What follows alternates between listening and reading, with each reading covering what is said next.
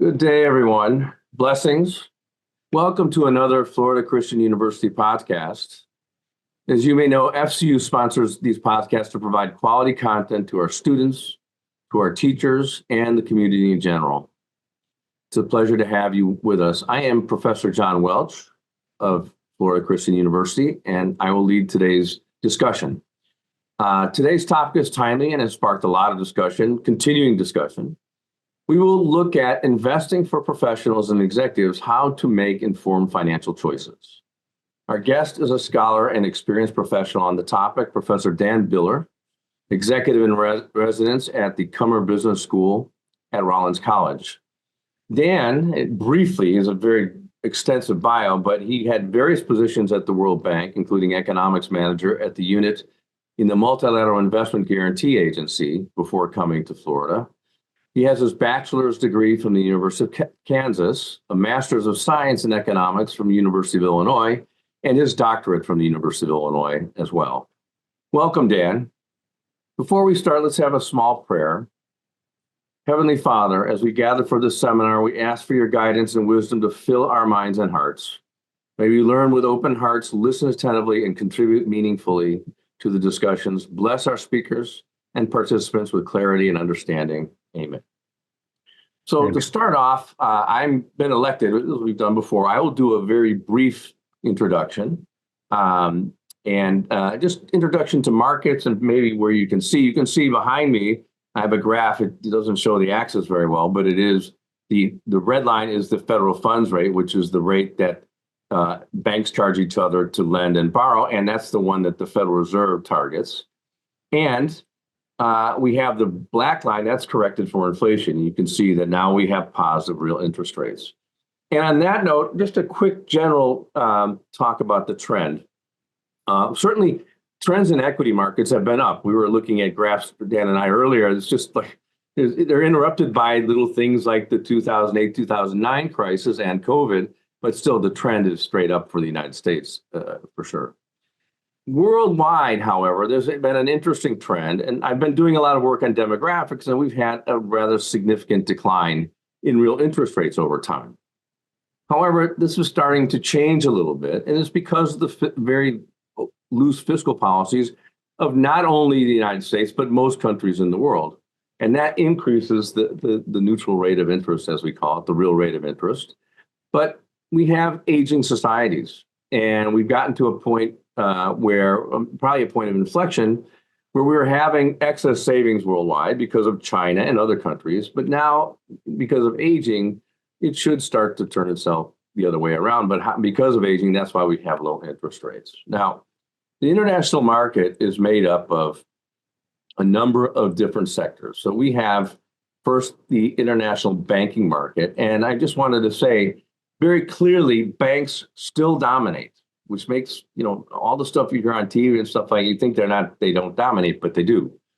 And the reason is they know their borrowers better than a bondholder knows the person that they bought the bond from, or an equity owner, especially a minority equity owner, knows the company that they're borrowing from. That's why all these other markets, these security markets that we deal with, depend upon what the banks do. That's why they noise trade. And later on, we'll talk about crypto. That's one of the problems with crypto.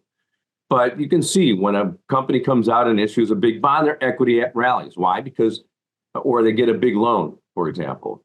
The equity rallies because they know that this is a vote of confidence among the banks. And the size of the banking system is much bigger than the securities markets, despite other thoughts in terms of direct lending to the private sector. Now, of course, we have governments borrowing in the markets as well.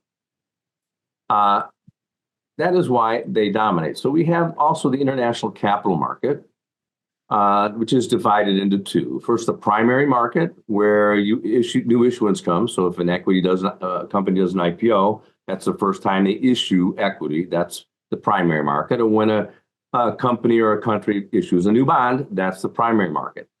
The secondary market is where the existing assets are traded. Okay? And that includes bank loans. With securitized bank loans, you can actually trade them. Okay? That's where existing securities are traded.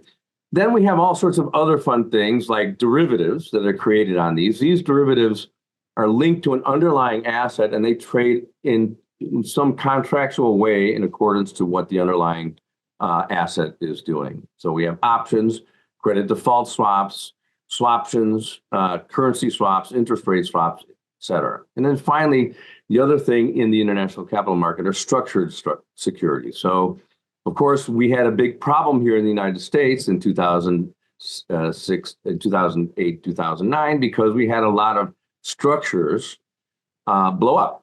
That's basically you have credit derivative obligations, credit linked notes, all these things where you have an entity created to buy assets and and fund their position in the assets by issuing securities that have claims to different cash flows on those assets. So mortgages, basically you buy a bunch of mortgages and then you issue securities to finance them at different grades. So equity usually is the last person paid, and the AAA rated ones are the ones that get paid first.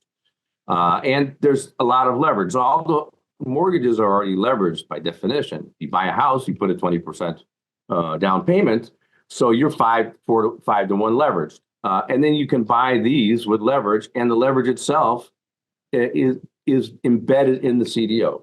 Okay, so some of the financing comes from borrowing as well. Then we have the institutions, people on the sell side that help companies issue these securities. We have investment banks or capital market departments of banks. So there's a whole bunch of regulation. Maybe we'll get into that later. I don't know. Maybe direct finance. So you now have people issuing directly on internet or in Neue Bank in Germany, the Novo Mercado in Brazil. Sometimes companies go straight to the market.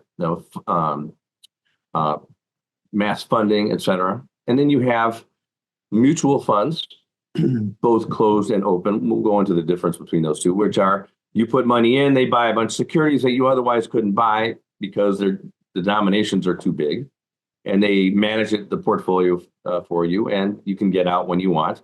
Open mutual funds are where you can put your money in, and they buy securities, then you take your money out, they sell securities, give you your money back.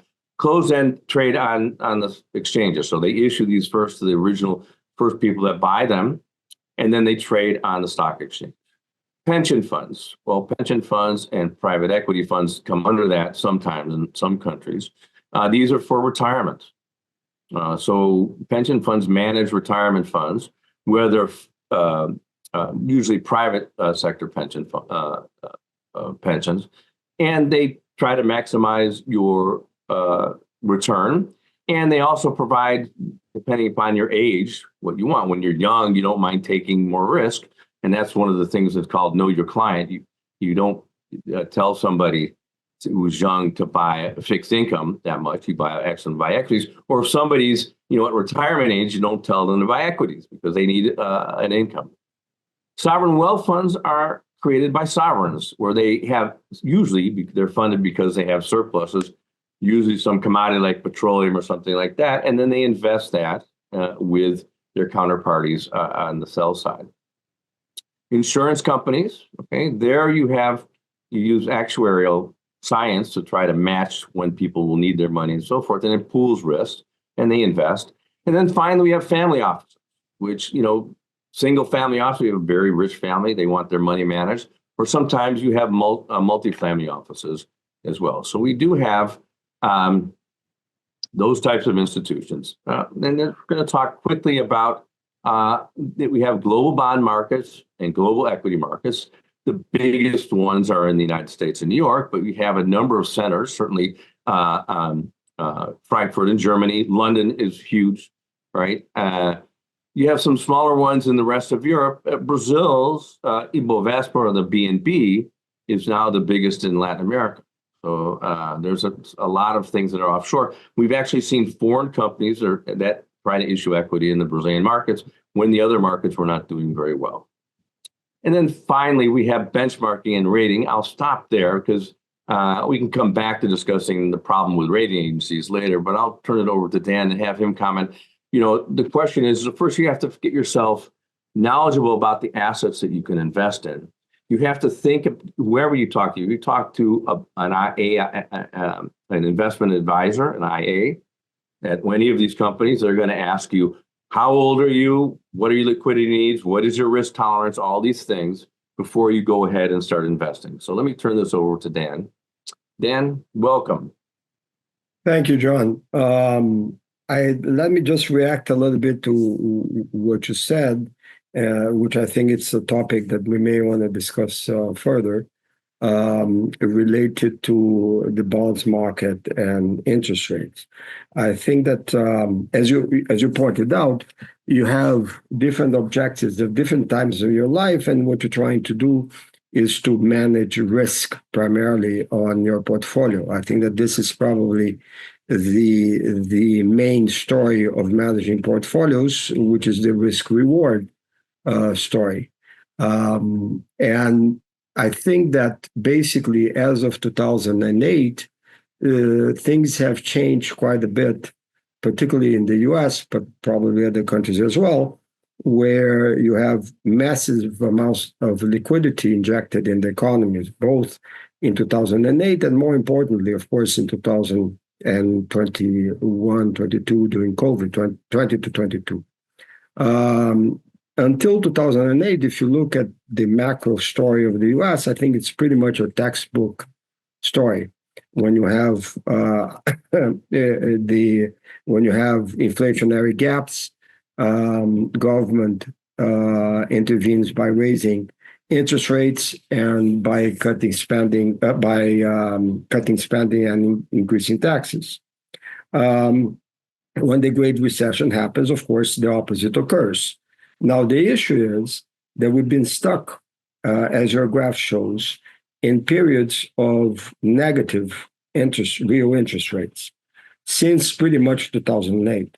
So things like bonds and money markets, which are safer types of investments, they are not yielding you any returns. That's a problem for pension funds, the problem for central banks, anybody who is dealing with society's money, and with us as well, right?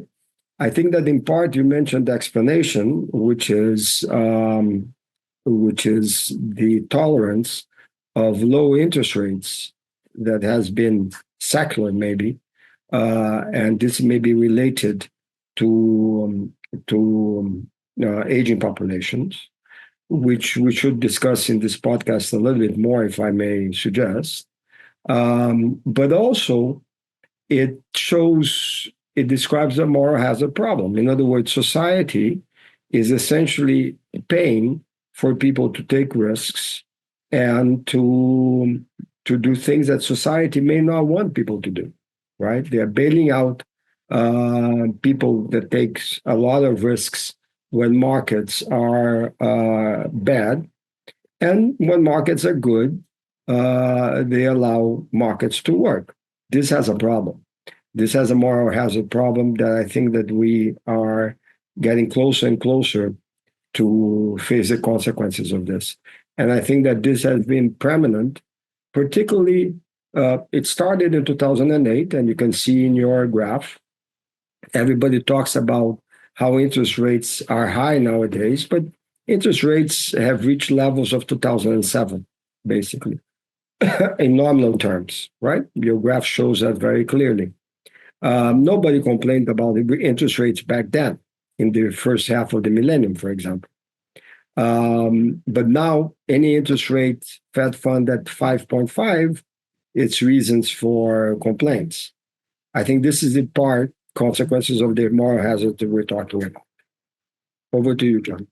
Let me just explain. I don't want to be too remedial. I know a lot of you know this, but other people don't. When Dan says moral hazard, you get moral hazard. It's kind of a strange name whenever you have insurance.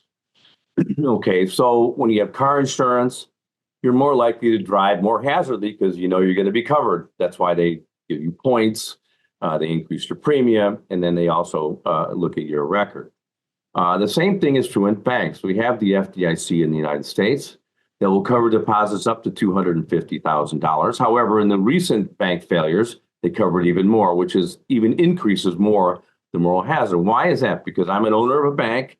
I have my liabilities are deposits. They're covered up to 250. So I'm not quite as cautious with the money. There's the second thing that Dan was hinting at, and that's the too big to fail problem. And this goes jointly with moral hazard. When I was at the Federal Reserve, we discussed too big to fail the whole time. We were trying to figure out why. Okay, why did we have unit banking, and why do we have state banking commissions and the control of the currency and the Fed? Well, it's because to not let banks get too big, which they did in the early 1920s, and that helped fuel, it didn't cause, but it helped fuel the crash in 1929 and then the Great Recession. We had banking panics. We'll talk a little bit more about that. But too big to fail is a problem. If you're, it's there's the old saying that if I owe the bank a little bit of money, it's my problem. But if the bank owes me a lot of money, I owe the bank a lot of money, it's the bank's problem. That is a problem we have, and it's become worse since the crisis of 2008. And I would say it also became worse because of COVID. Just a quick comment on that. We'll go back to monetary policy. Just a comment on monetary policy. Our reaction to COVID was the same reaction we had to the financial crisis of 2008, 2009, which doesn't make any sense to me. I mean, the 2008, 2009 was a financial crisis. Our banking system was over-leveraged, individuals were over-leveraged, and basically we had a process of deleveraging. People had to pay back loans. Banks were trying to get their loans back. They didn't get them all back, so they didn't have any capital anymore. And the federal authorities helped out at that time, but the owners did lose their capital. So that mitigated some of the moral hazard costs. COVID was a real shock. Now, Dan Brazilian, and I deal a lot with Latin America. These countries are always dealing with real shocks, and you don't deal with a real shock the same way you deal with a financial shock. And I would say our Fed didn't do that such a good job. When you have a real shock, like sudden large increase in oil prices or COVID, you're going to get inflation, or at least a measured inflation. You're going to have a change in the price level. And you want that to happen because what that will do is bring resources to those sectors that most need them, and you get more production. But then after it, instead of keeping money loose like we did, you lean against the shock. We learned this in emerging markets big time. You accommodate the shock to allow for adjustment of resources to where they have to go, but you have to lean against the second round of price increases, third round of price increases, and the Fed did not do that. And arguably, they were late in tightening. We'll come back to that question in a moment. But that was, Dan's point is really important. Now you go to another one, which was made by a colleague of ours. And Dan also went that route. He was a portfolio manager at the Fed, at the World Bank, which is they're a little bit more worried about risk. When you're an investor, you have to weigh risk against return. Are you getting enough return to take the risk? Is it compensating your risk? Because if it is, then it's probably a good investment, even if it's risky, right? So back when we had default in a number of Latin American countries on their bonds, and Brazil was, let's say, right after 2002, you had a gigantic sell-off in the Brazilian market. And the same thing happened back in 2015, 16. We had a huge sell-off, and the interest rates that Brazil had to pay on bonds was very, very high.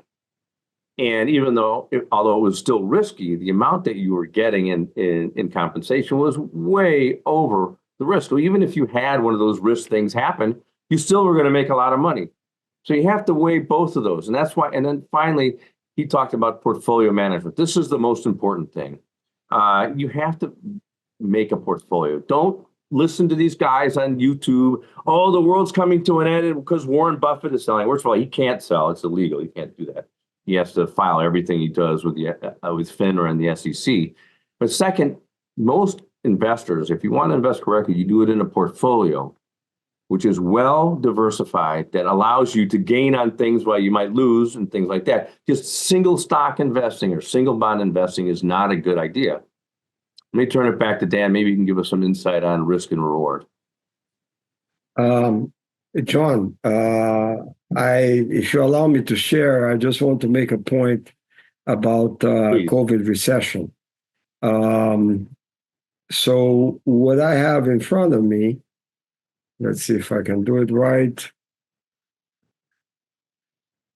So what we have in front of us is the inflation measured by the Consumer Price Index in the US and the federal fund effective fund rates. As I mentioned before, since in the first half of 2000 of this millennium, the federal fund rate have been primarily above the inflation, so positive real rates of interest, except for periods where you had the recessions, which are in the gray areas, right?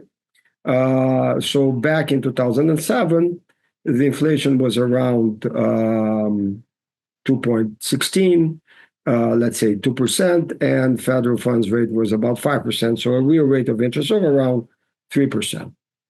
Comes in 2008, the opposite stays. It was a big recession, large difference in unemployment and the natural rate of unemployment. It takes us about how many years? About 10 years, a little bit, 80 years, to start to reverse this process. Now comes the interesting thing. Back in end of 2018, the federal fund rate is the same as the inflation rate. And correctly, you start to have the federal fund rate again being more than the inflation rate.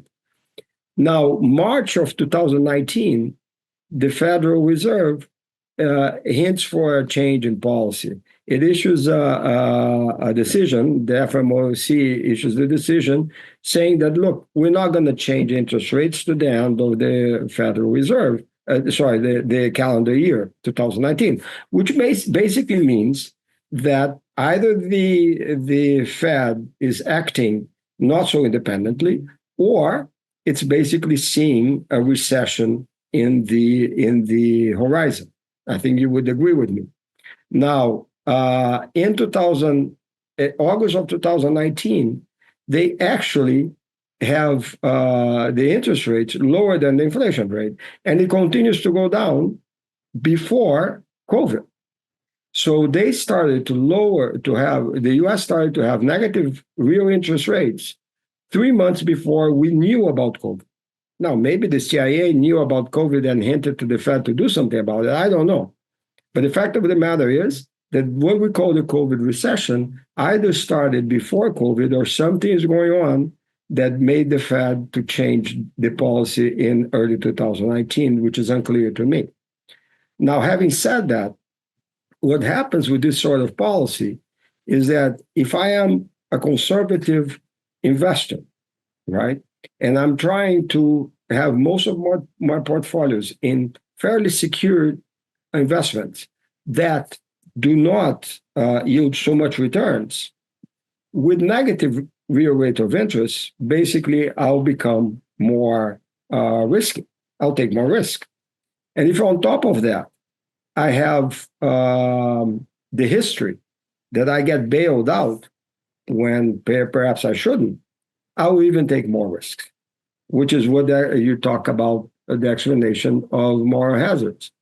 Now, the question that I have in my mind is that the society that we want?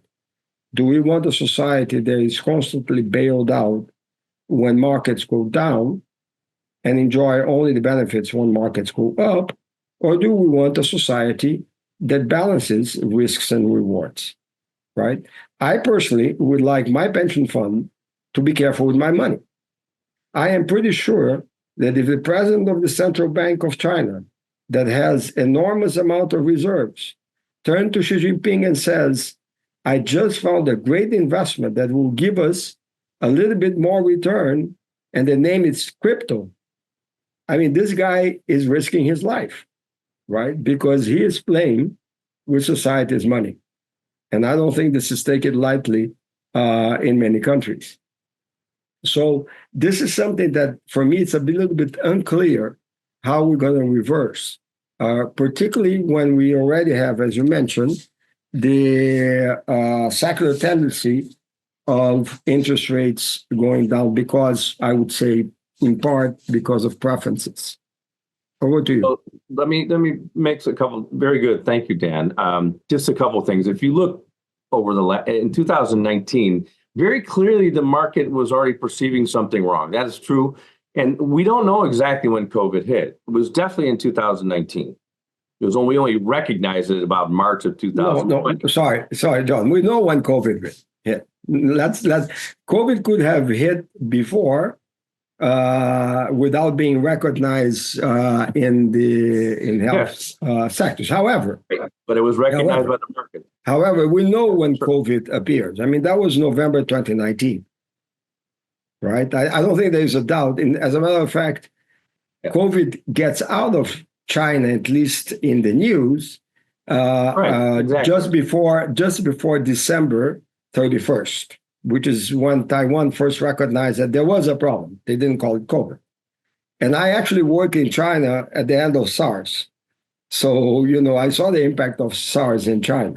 So I understand that. But it was nothing back to March 2019.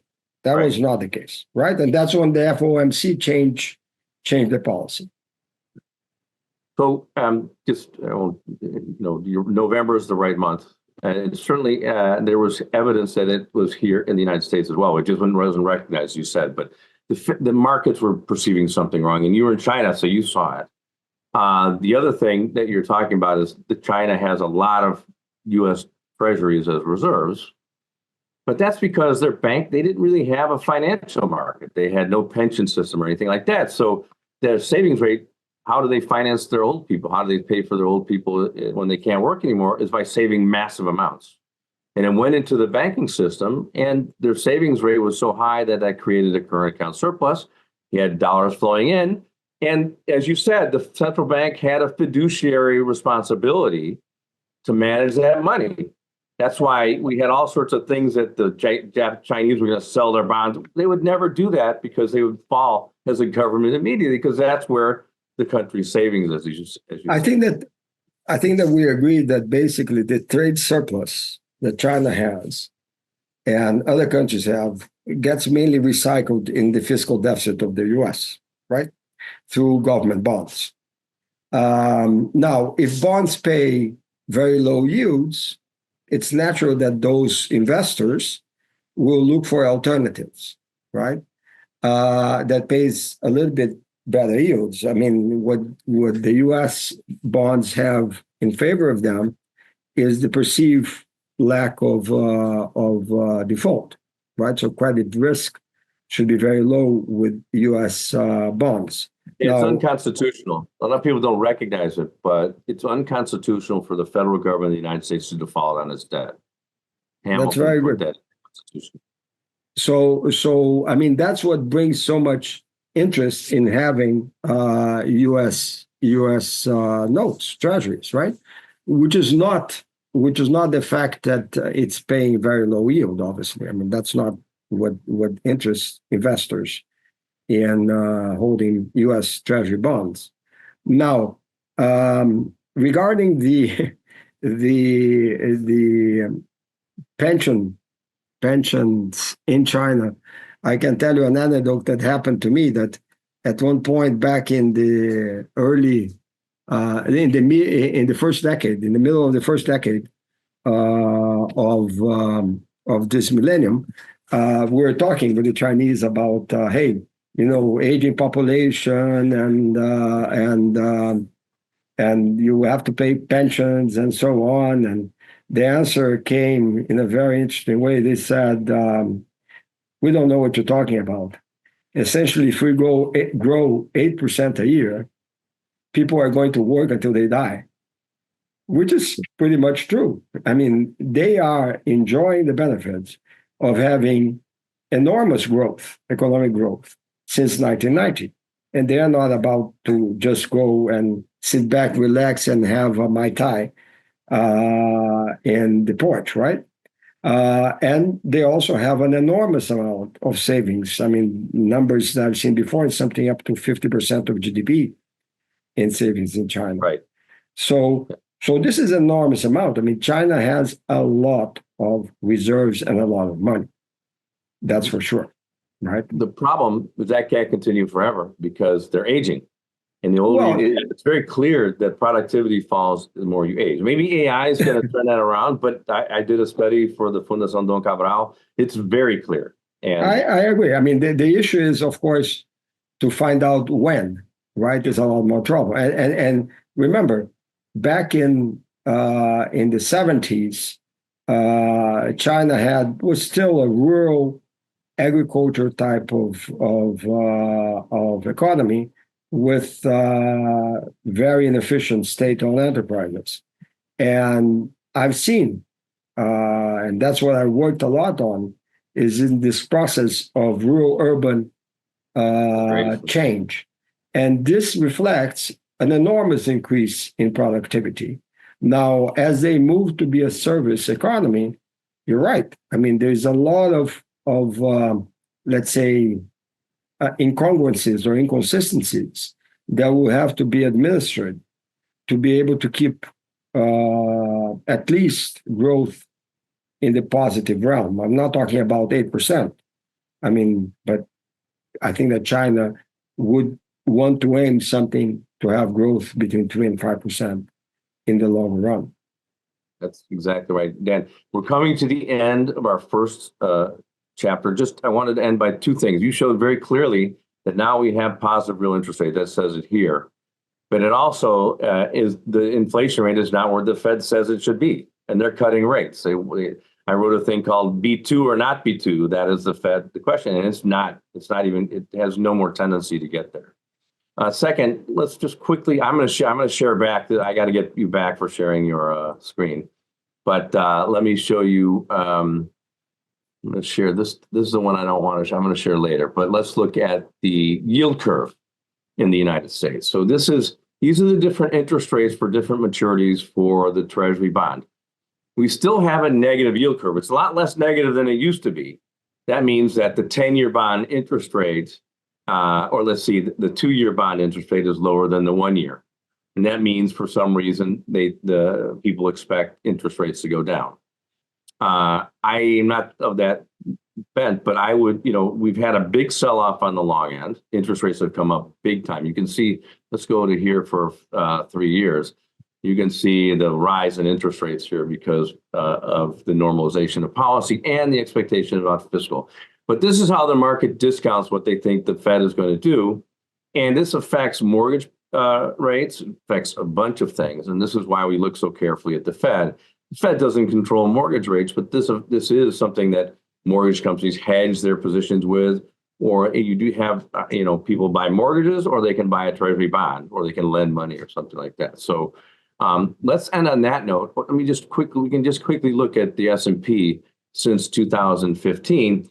As I said, you have this pretty much a straight line upward. This is COVID, not much there. We had sort of this small correction, but we're back to trend again. And I won't show that graph. I'm sharing too much. So let me get out of my sharing mode. But if you look at U.S. net worth, which is the value of assets minus debt, it's the same thing.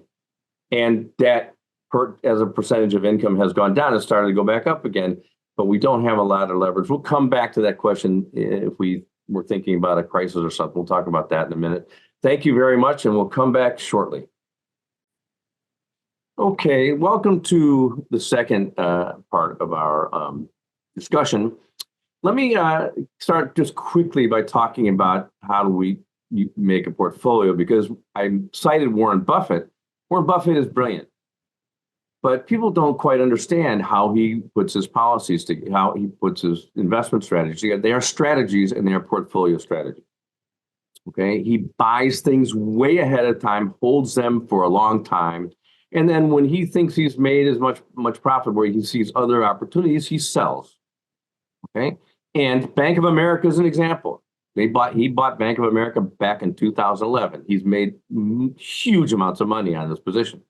And he still owns a very big position. It's still about $28 billion. But he's been selling. He's been buying as well. So you get these headlines over X or Twitter or whatever you want to call it, or Instagram saying, oh, Warren Buffett is selling, the world's coming to an end. Or what does he know that we don't know? Well, first of all, he usually has a controlling interest in these companies. That means at any one time, he can only sell the larger of 1% of the total outstanding. You're not going to cause a stock market crash in the stock by selling 1%, or the average daily volume for the prior week. again, that's going to be whichever's large. And it's not, if it's larger than 1%, it's not going to be very much large. So he can't just come to the market and dump his stocks on the market. It's illegal. He has to file an F-13 with the SEC and FINRA. Guess what? That's public knowledge. So these guys, they see him, he's selling this particular equity, and they don't see what he's doing. The best thing to do is see what he's doing. Find out, just Google, what is Warren Buffett selling and buying? You'll see that he's buying stuff in startups. He's buying a lot of things in usually sometimes private equity in companies that don't have IPOs yet. And that's how he has a diversified portfolio. He bets on things that are value, that he thinks are way underpriced relative to what can happen. And then he holds them for 30 years, and he's 96. So maybe he'll be around for his next time. But he's constantly churning his assets. And that he doesn't churn in the bad sense. He just turns his assets over, and that's how you make money. So that's the approach. Doing single equity bets and assuming, that we're going to get this crash is also a problem. So let me just show one other. I'll share my screen again, then I'm going to let Dan go ahead because there's a lot of stuff we got to talk about. Let me show you something really quick here, if I can find it.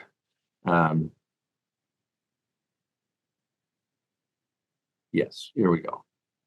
Share. Okay, so that's the graph that's behind me. But let me show what is called the money multiplier. Okay. Can you see that okay, Dan? Yeah. Yeah, I got to be able to get down to the bottom of this thing. I don't know why it's not doing that. Okay.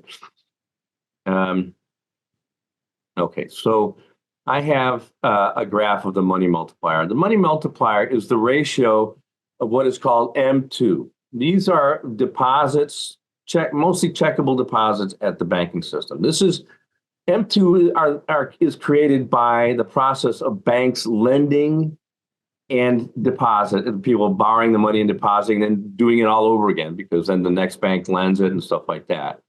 So the ratio of those is how big the total amount of money that's including the monetary base over the monetary base that's created by the banking system over the monetary base. So that's the margin. Okay. How much bigger is the money supply or credit compared to base money, which are reserves at the Fed and currency, vault currency. So you can see this ratio rose very high during in the post-World War II period until 1979. So almost a 12-to-1 ratio is very, very high. That means that sort of expansion in money you get by, let's say the Fed puts reserves in Bank A, well, they're going to lend those out to somebody. That person's going to deposit it. Then that bank, wherever they deposit, is going to lend part of it out. And it continues until you get an expansion. But the other way around is very difficult because, people have borrowed long term. The banks borrow short and they lend long. So when you buy a home, it's a 30-year mortgage. So the bank comes to you and says, pay me all my money back, it's not going to work. And we got a little bit of that when Volcker raised interest rates a lot in 1979. And we had a recession and leverage came down. Then here is the peak right before the 2008-2009 crisis. And this thing crashed. We had a banking crisis. This is the epitome of a banking crisis. And the way I put it is that the leverage is dynamite. It is the explosive thing. Notice that leverage has not gone up since then. We have very low leverage. Our money multiplier is below 4. That means it's a 4-to-1 leverage. A bank can absorb losses with no problem. And the capitalization of banks has improved as well. So when you hear these things, sovereign bank went belly up, or Silicon Valley we're going to have another banking crisis or a crash. I don't think so. We don't have the necessary conditions to have a crash like that. We don't have leverage. Yes, we'll have one go here and there. Maybe gold goes down. You have a couple rich people lose money, but usually you don't borrow money to buy gold because gold does not pay interest, right? The same thing with cryptocurrency. We'll talk about that in a bit too. You have a couple rich people that may be a little bit leveraged, but there's no systemic risk right now. Very low systemic risk. So I don't think we're going to have a crisis again that you hear about sometimes in the newspapers or on X or on Facebook or on YouTube. Okay. So let me stop there and turn it over to Dan. We're going to talk a little bit more specifically about what markets are doing now and what are the risks. Dan? No, I want to pick up in a topic that you sort of hinted at. It's the idea that people can sort of like beat the market and engage in short selling and essentially get a lot of returns doing that. And I've met people in my life that basically tell me this. And I look at the guy and I say, well, what is it in your strategy that it's so much better than everybody else's? Because you must know something that others do not know. And the answer is invariably, I have that feeling. I have this, it's very amorphous type of things. Well, if you look at the statistics, and at least in the econometrics models, I think it shows very clearly that people that engage in a lot of short selling and things like this do substantially worse than the average in the market. So I would tell our viewers not to be fooled by the impression that you can beat the market because of a feeling. I always tell my students that if their question is, when will the stock market crash or increase, I tell them, look, if I knew that, I wouldn't be teaching in Rollins. I would own Rollins. So, and I would own Rollins and a lot of other stuff. So let's remember the physicist Niels Bohr when he said that the problems with predictions is that they are about the future. Yes. Very good. Now, let me just follow on that. Yes. I don't know anybody that's made over time a lot of money short selling. Here's an example. Now, what we're talking about short selling, that means you borrow the asset from somebody else and you sell it. And you're hoping the price goes down. So you sell it up here and you can buy it back down here when you give it back to the person that lent it to you or the institution. During the 1990s, early 1990s, we had a lot of people shorting the Mexican peso. So when you short a currency, you basically pay the interest rate that is in that country to short it, and you earn U.S. interest rates, and Mexican interest rates were significantly above U.S. rates at that time, and they still are. I calculated that even when the Mexican peso fell off a cliff in 1994, you still lost money because you had been paying for this short so long. Rudy Dornbush comes to mind on this one. He was saying people short the peso, and you still lost money because it costs you so much money to short it. And doing single things, yes, you can do them as a part of a strategy, or you can do them as hedging. Shorting is something that's a good way to hedge. Options are a good way to hedge. They're all leveraged because you have to borrow money to do them. They're called credit derivatives, but usually they're just for hedging. And so right now, putting that aside, I don't think we have a systemic problem in the markets. And let's take a look. Again, I wanted to show you where you can look at the numbers for free. I showed you the Wall Street Journal page, and I'm going to do that again. Let's see if I can do that. Share and the Wall Street Journal. This is a lecture I was watching this morning.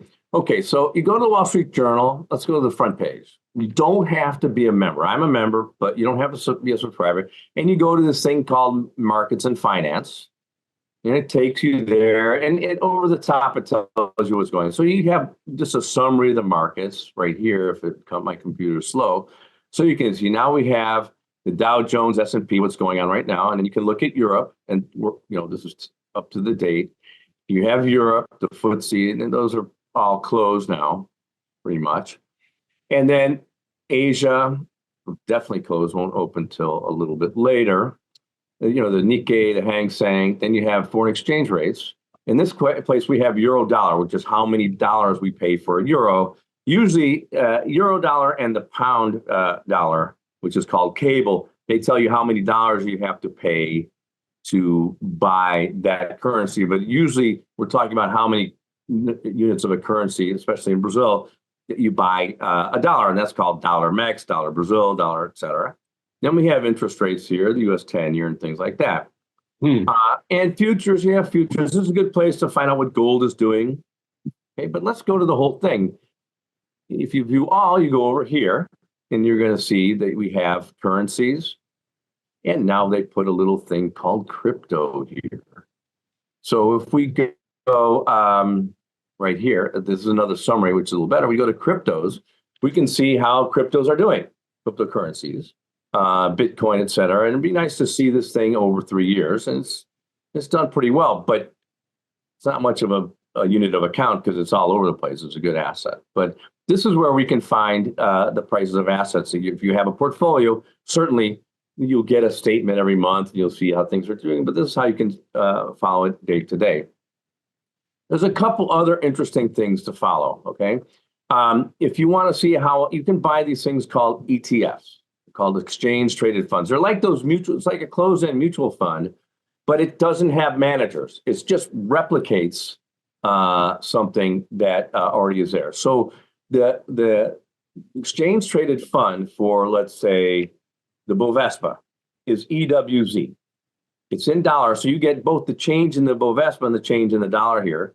You can see it's not doing all that way. Let me see if I can get to a graph of this thing. So you get the changes in the dollar and you get the changes in the Bovespa, but it completely follows the Bovespa. So you can. The problem is here that the Bovespa is very sensitive to the dollar because there's a lot of commodities producers in the Bovespa.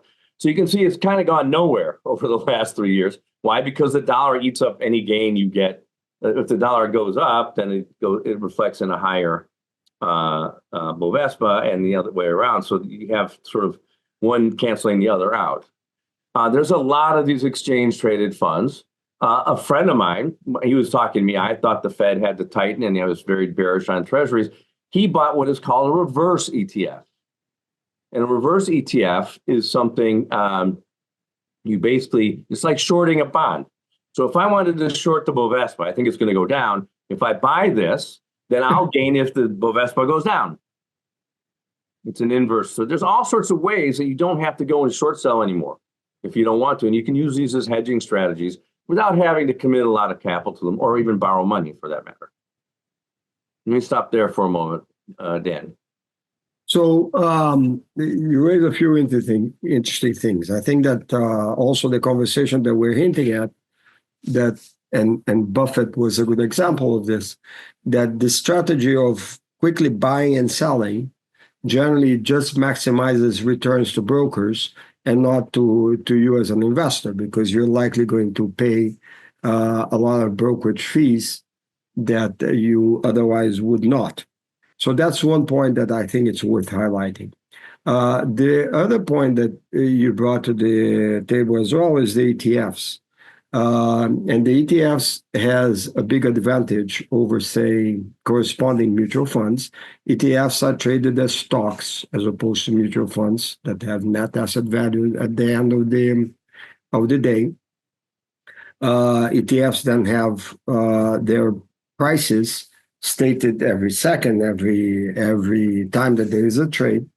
The advantage of ETFs, again, as you inferred, John, is that their cost is very low when compared to the corresponding, even to the corresponding mutual fund. So, for example, if you buy an ETF of S&P 500 and you compare it to a mutual fund of S&P 500 of the same company, let's say Vanguard, the cost of the ETF should be much, much lower than the mutual fund.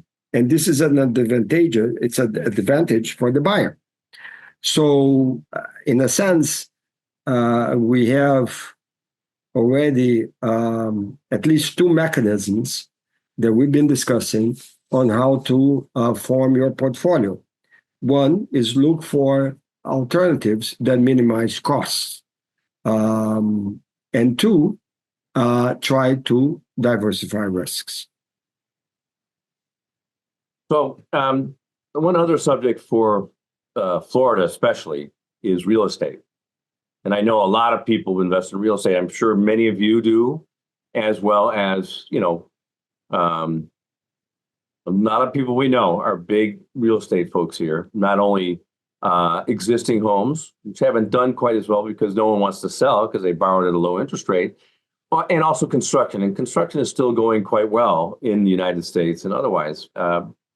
And there's a way to invest without actually investing in property. My wife's Brazilian.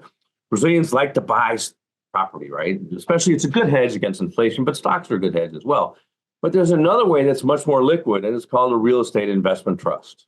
In Brazil, they're called FIDIC. I think you can do it in FIDICs as well. And in Europe, you can get them as well. But a real estate investment trust is a pass-through, security. It's actually counted as a security. So they buy a whole bunch of interest in some kind of real estate, whether they buy their leasing stuff or they have a building, they own it, or they own the leases or something like that. And you have income, and that income is passed through to you. And these trade on the NASD and the NASDAQ as well. The good thing about them is that you have an automatic deduction of that pass-through return of 20%. Just like as if you have real estate, you can deduct your mortgage to a certain extent and your taxes and stuff like that. So they give you that deduction. You don't have to hold it, and they're usually these are fairly well diversified, and they're very liquid. You can get out of them very quickly. It's as many of you probably know, especially in the 2008-2009 crisis, getting rid of a house is not fun, especially when you've had a crash in prices. So REITs are also a good way to go, as far as I'm concerned. My wife doesn't mind, like the plumbing breaks or something. She'll go and fix it. I would rather not deal. I don't have patience. I have barely enough patience for my own home to do stuff like that. But I own a REIT. The REIT, there's a couple of different themes. I own a couple of them. One is Amazon distributors. And it's a fixed income pass-through. Why? Because the amount that they pay to the REIT is fixed. It's a lease. But you saw a very big increase in the activity of Amazon distributing hubs. And it's still going fine, even though Amazon's not doing quite as well on things like that. It's guaranteed by the REIT. It's not guaranteed by the government or anything like that, but it's a good, more liquid way to play the real estate market as well. So these are the sort of things we can do. How about foreign exchange, Dan? You had to deal with that a lot at the World Bank, so did I on Wall Street. What about foreign exchange? Probably many of these students and community have various interests not in the United States, and they have to deal with foreign exchange risk as well. I would say it's not for the faint-hearted, right? And as a matter of fact, you showed the exchange rate with the euro, and it's amazing how much the dollar has appreciated this semester. In fact, I was joking with my students because I went to Europe back in June, and I was very happy with a dollar of 106, 107. Then it depreciated back to 110, and now it's I was looking at it at 105, 1059. So this appreciation of the dollar, it's quite amazing. It will, if you are U.S. based, a U.S. income earner, you probably would be happy to get some assets abroad in Europe and elsewhere. One of the things that I get questions about by a lot of people, that mainly Brazilians, but not only Brazilians, but Argentines, et cetera, is, okay, I have money down there. It's in some kind of fund that's making whatever it is, and I want to bring it up here. And then you can see, well, let's go to dollar Brazil. That's the peso. Let's go to dollar Brazil. Here's dollar Brazil, and we'll go 3 years. We go to 3 years. Why is it there? Okay, 3 years. You can see that the dollar has risen there significantly after appreciating in 2003 to the beginning of this year and appreciating quite a bit in 2022. And the timing is kind of tough. I mean, this is not a good way to trade. But many of you probably have to transfer money back to the United States, not necessarily the other way around. It's a good time to transfer money to Brazil. And interest rates are going up there. So you're earning, so you're probably on a CDI, it's a little above 12% right now, which is a lot higher than here. And inflation is running at about just under 4.5%. So the real interest rate in Brazil is very attractive. There's a lot of risk involved. But the other way around, it's probably not the best time to bring money back here. But then we have to think about what comes next. What's going to happen to the dollar? What's going to happen to the real? What's going to happen to the euro? What's going to happen to the yen? And we'll talk about that a little bit more in the next section. But these are things we need to know because certainly the future is always uncertain, right? There's that quip. It was attributed to Pedro Milan, but I think it went somebody else said Brazil is a really hard place to forecast. Even forecasting the past is very difficult, and that's also true here. We're still arguing about the 1930s, but we have a couple things in our way about what we're going to do. And I showed you the graph of the S&P. Things kind of look expensive in the United States on the equity side. Are you going to go into equities? Are you going to go into fixed income? Are interest rates high enough? Are you, if you have to think about other places, you want to think about your rate of return and the exchange rate risk that you face. Should you hedge it? Now, hedging in Europe is not that hard. It's very liquid to the euro. You can hedge your bets if you're an exporter or an importer. But in Latin America, it's a little harder. Mexico now has deliverable forwards, and they trade in Chicago. But Brazil does not. Brazil has these things called swaps, which aren't even like a forward. They're an interest rate swap, but you can hedge your bets there. So let's say you don't want to bring money back here. You can't really do a forward. And there are also non-deliverable forwards here, but they're very expensive ways to hedge in reais, hedge your position dollar real in the United States. There is arbitrage but because Brazil is not a completely convertible currency, there isn't perfect arbitrage. So, and many people don't quite understand these swaps in Brazil, which is good for me because I figured them out in a very simple way about 25 years ago. And every time a new generation comes in and doesn't understand them, I take out something I published 25 years ago and republish it. But these are things you have to think about. Timing is very difficult. Timing something, hitting the exact low or exact high, or when you're trading, you all have to deal with it. So there might be a way, you talk to your investment advisor to hedge yourself coming into the United States. Or you might be able to borrow dollars and wait to pay that off later because you're making a higher rate of return in Brazil. If the exchange rate doesn't move, then you'll accumulate reais enough over time to pay that loan back because the interest on the loans here are much lower than what you can earn in the fixed income market there. But then what's going to happen to dollar real? You have no idea. I have an idea. I'm a professional forecaster. That's what I have to do. But I've been right more in direction than precision. I'm not the kind of guy that goes, okay, let me revise my forecast the day before the number comes out. I don't do that. I'd like to rather be right direction, especially early, because that means you get a big move, than be the last guy there and be the closest to it. That's how you get on the Focus 5 in Brazil and also in the different rankings in the United States. But this is a tough one, and you have to measure it. Now, if you have to have money right away, you have to have money, but you should talk to an investment advisor about the best way to bring money to the United States or vice versa. Again, you earn your money in dollars, right? So you're okay. I mean, I was earning in reais when I was a professor at Mackenzie, but because I have a property, I just left it down there. I invested in CDIs and just let it sit there. Yeah, I think that there are a few things that people have to remember with currency, right? Particularly and people forget when they're holding cash.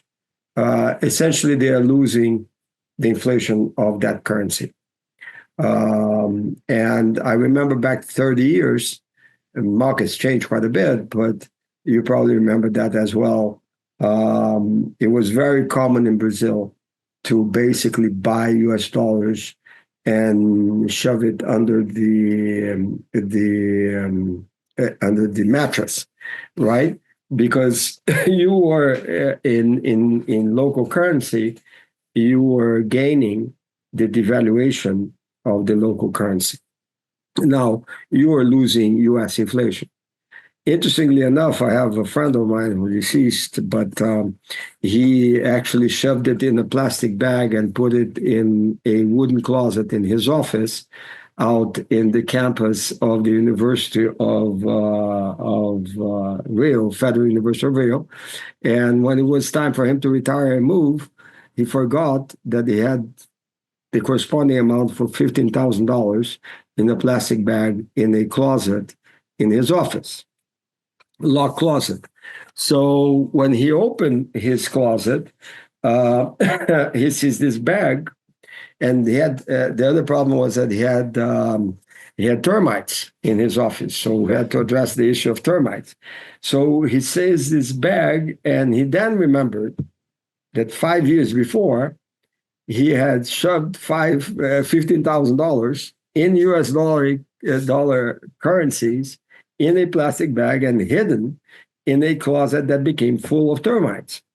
So the bag was a mixture of poop, termite poop, goo, and $15,000. He brought that bag to the U.S.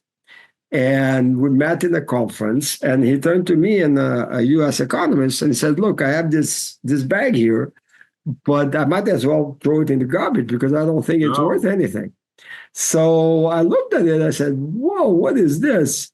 Well, it's essentially a very expensive meal for termites. And my friend says, "No, don't throw it away. Give it to me, and I'll try to get your money back." So after 4 months, the Federal Reserve sent him a check for $15,000. They verified that the $100 bills that he had were indeed legit, and money is a debt of society to the holder, and the government of the United States honored the debt, which is wonderful because there are a lot of governments in the world that probably would not honor the debt, this sort of debt, or would switch currencies out of the blue. It's something that happens not rarely, right? Quite often, and the investor gets stuck with useless currency. So while you lose inflation in the U.S. by holding U.S. dollars cash, you actually can rest assured that if it's legit, if it's not counterfeit, the U.S. government will compensate you in case termites eat your money. Well, it's exactly what it says on the front of I was going to say you could just bring it to a Fed and get new ones.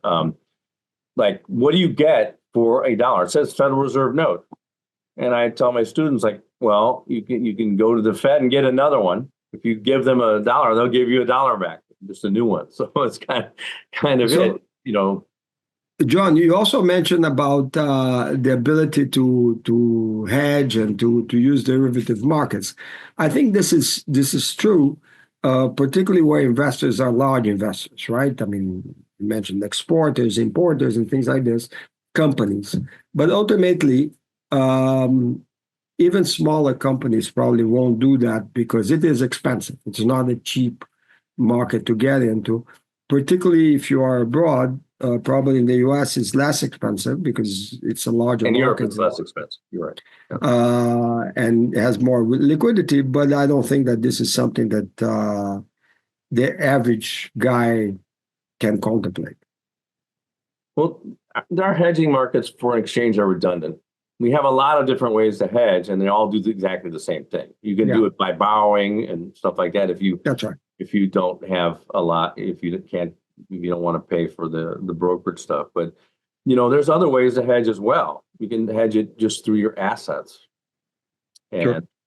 And most people are not export and import. If you're an export importer, you probably have financing from a bank, and you should be able to hedge things one way or another. But this is true for other markets, right? Commodity markets and any derivatives market. I think it's true. I mean, you have to be prepared to pay. So Yeah, so Actual brokerage. yes, no, there's a number of ways to do this, and real estate is the hardest thing to hedge. But even there, it's mostly if you're here and you have something else somewhere else, then it's mostly foreign exchange.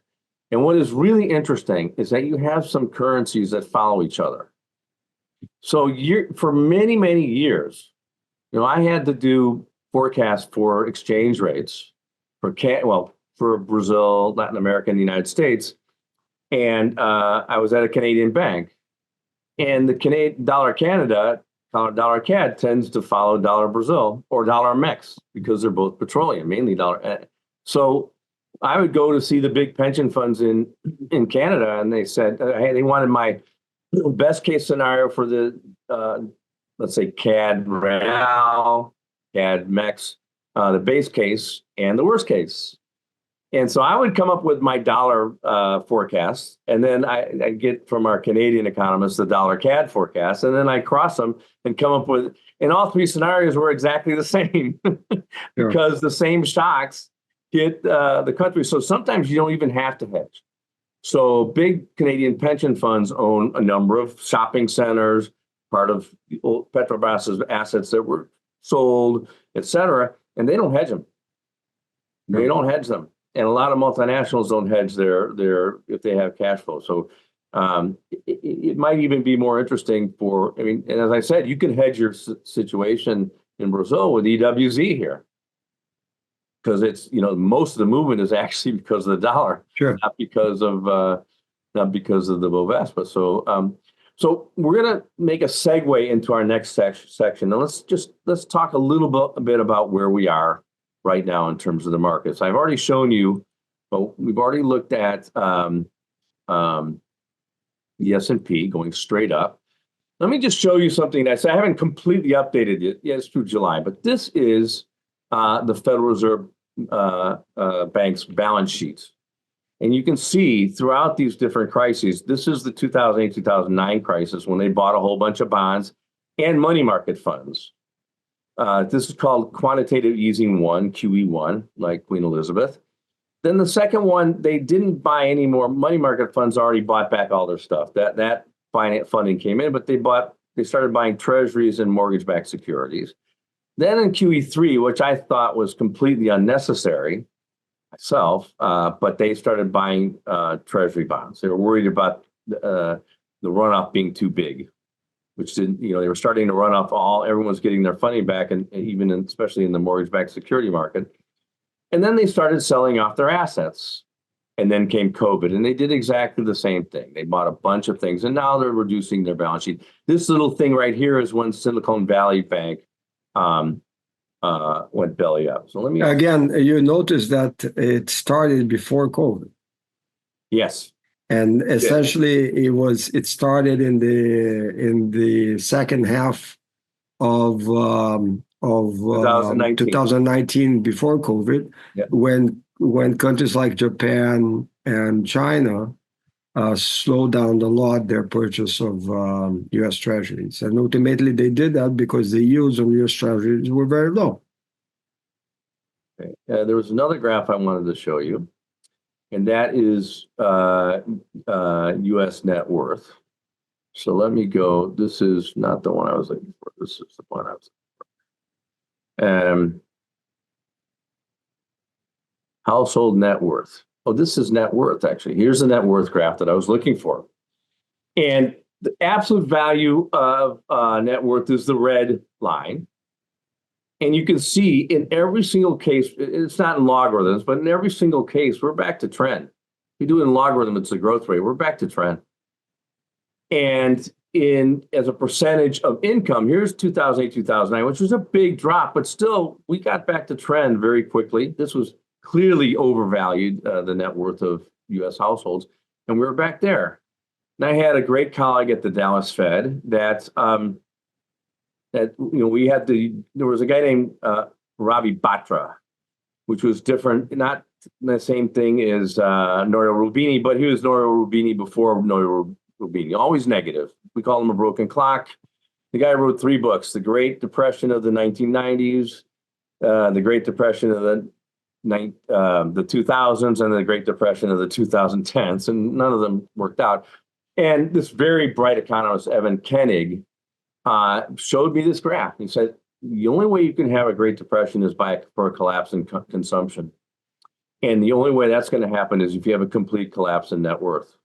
And you can see only when we got inflation down did net worth start rising this rather dramatically. And so again, we're already recovering net worth going back to trend. We're already at trend on both of these. And I'm not really worried about either one of them. So I'm going to just show you a couple things. We're going to talk about monetary policy really quickly, and then we'll stop and we'll come back and talk about the future. Let me show you something. The Fed says that this target is 2%. And their official inflation forecast index is the PCE, the Personal Consumption Expenditure Index that comes from GDP. They have the CPIs and things like that. But they started cutting rates, and none of the measures are at 2%. None of the measures are at 2%. And we're starting to see a rebound in number of these numbers. Let me go to the regular CPI, and you'll see it there. And then we'll look at expectations. Here is the CPI that we just got last week, October. Year on year, it's below 2, but this is headline. And this has been driven by a big drop in oil prices and gasoline prices. But core is on a 3-month annualized basis is 3.23. Now we can see if it's accelerating or decelerating. I take it 6 months and it's at 2.39. So it decelerated, but it still wasn't at 2. And the year over year is 3.33. That's not 2. We take core services, which is, one of the things that Powell likes to look at, and core services are running at 4% year on year, 3-month annualized, 3.36% 6 month, and 4.7% year on year. So we had a dip, and now we've had a reacceleration. I could go a little bit further into PCE, but I know they all say the same thing. We are not at 2, and it doesn't really look like we're going to 2. Let's look at these are inflation break-evens. This is the implied inflation rate from TIPS, same thing as index bonds. They are the only thing at 2, but that's because they're reflecting what the bond market was doing when we had a very big rally after they thought the Fed was going to cut, which I think was a mistake. These are inflation expectations as measured by the University of Michigan, the 5-year ahead average and the 1-year ahead. The 5-year ahead is still above 3, and the 1-year ahead is well above 2. So we are not at 2. This doesn't bode well for this loosening of monetary policy. And then we have one other survey, which is the Federal Reserve Bank of New York. There it is, still above 2 on both of them. So are we going to have lower inflation or not? So trying to figure out what the Fed is going to do with interest rates is also very important. And I think, rarely do I think, do markets make mistakes, but I think it's made mistakes. And I've been able to avoid losing money. My friend who took the reverse ETF made a lot of money in shorting U.S. Treasuries. And we'll go into what we think is going to happen there. Dan, any final thoughts before we take another break? So regarding this, I think that first of all, I let me go back to March 2020, when in effect the U.S. central bank steered away from inflation targeting as the key monetary policy tool. If you recall, in the FOMC decision, they said that now we're looking at 2% in the long run. Right, that was the term that they used. I was very impressed that no reporter asked Powell, when is the long run, what is the expiration date for the long run? He got out of this scot-free, and it's what has been repeated over and over again. I personally don't think that when did the U.S. turn into inflation targeting, probably in the 90s sometime. Actually has been a very successful, in my view, a fairly successful monetary policy tool, which I see with a little bit sadness to see the U.S. abandoning the policy tool. and going to this 2% long run objective, right? I think that this an average right? average on a 12-month rolling basis, the average. But the biggest for 12 months. But the problem with that is that we were way below the average of 2. That means, well, we can go for a long time with it above to get it back to the average, which Correct. is all. But I think that the idea, I mean, inflation is very hard to predict. The idea to have a interval, a band in which you want inflation to be, and you're doing your job, I think it's a very good idea, right? Absolutely. And that number 2% becomes a magic number, which it's not really the relevant number in my point of view. In my point of view, it has to be within the band. If it's above the band, the central bank is not doing its job. If it's below the band, the central bank is not doing its job. Now, whether it's close to the middle of the band or not, that's a different issue. But it has to be within the band. And I think that when the Federal Reserve abandoned this approach, basically it left a big question mark in markets, which is, hey, when is the long run? When are we going to get the 2%? And at the end of the day, as you were hinted to, I find that policy of lowering interest rate a little bit strange, given the situations that we have, for example, compared to prior 2008 in terms of real interest and things like this.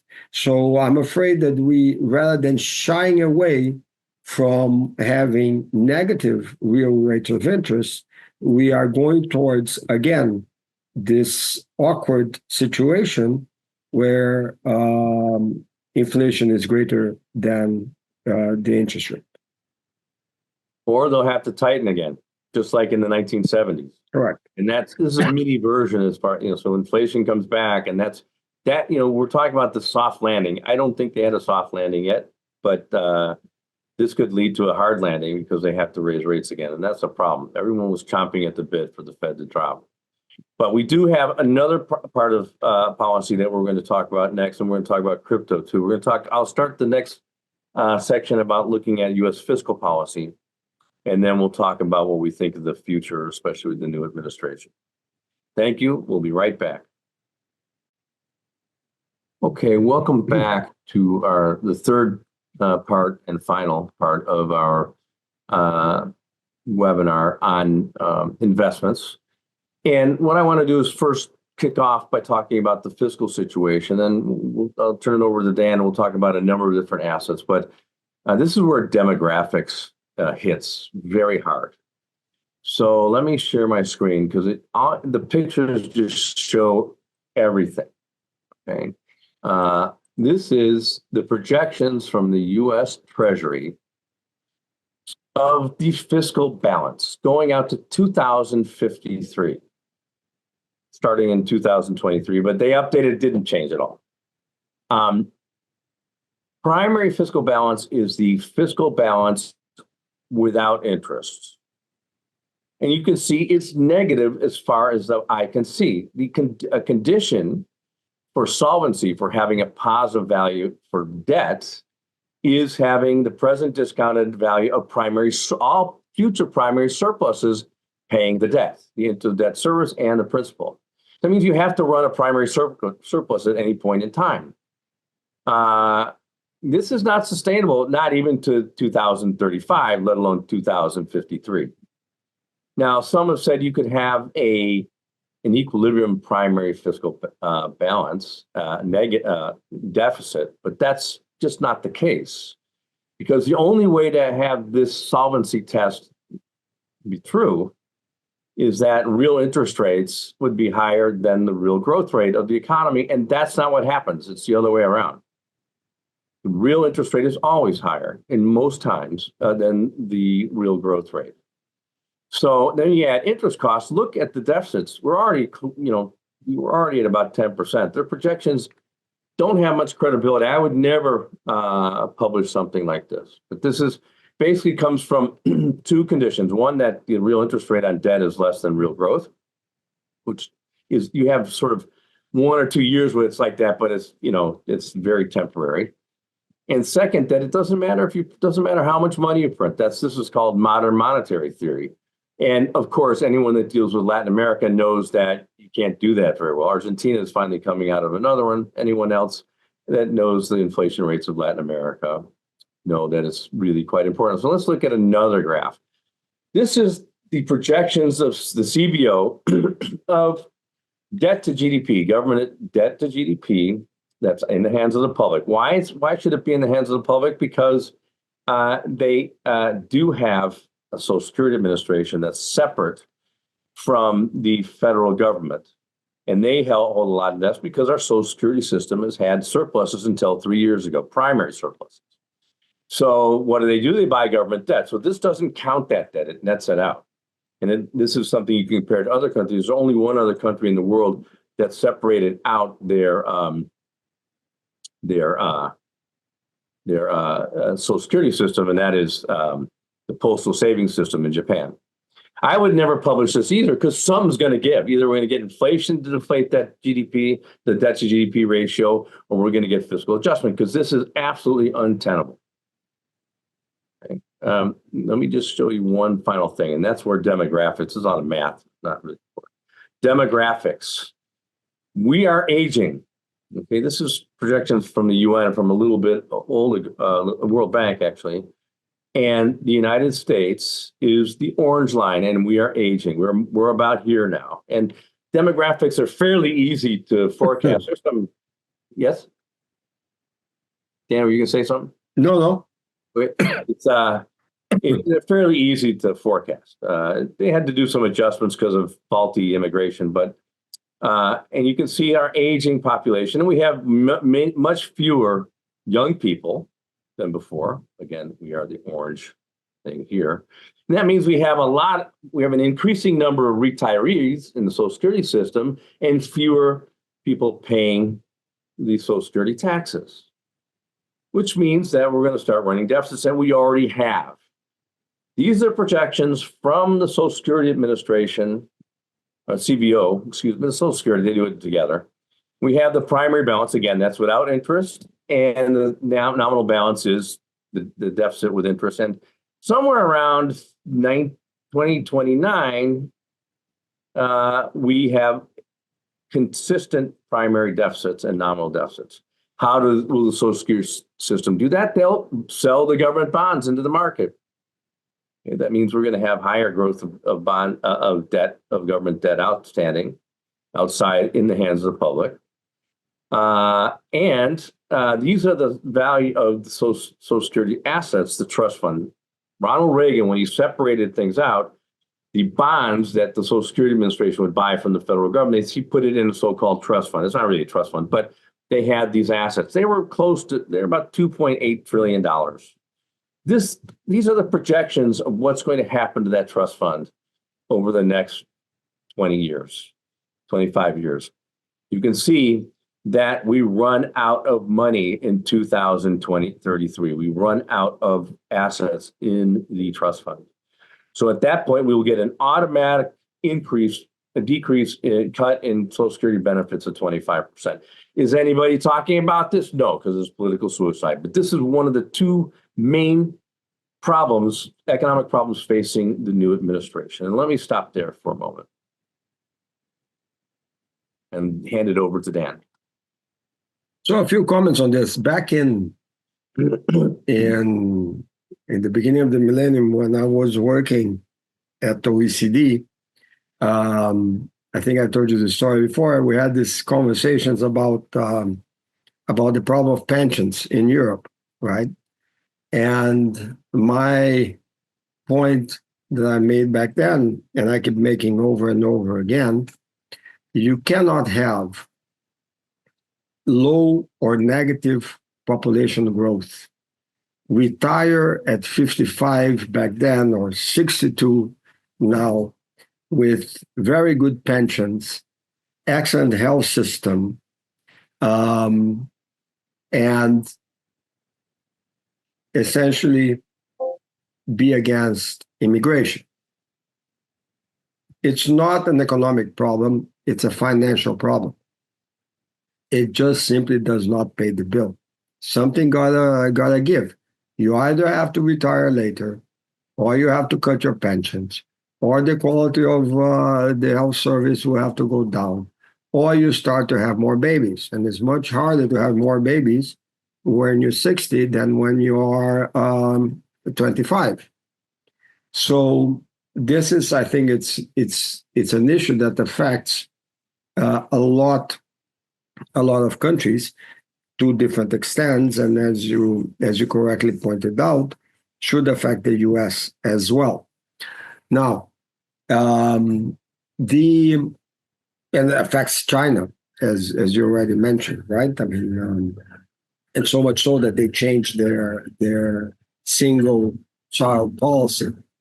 The other point that I want to raise with your graphs is that we talked about this this trend of low interest rates, of lower interest rates, and this may go hand in hand, and I stress the word may, with the aging population.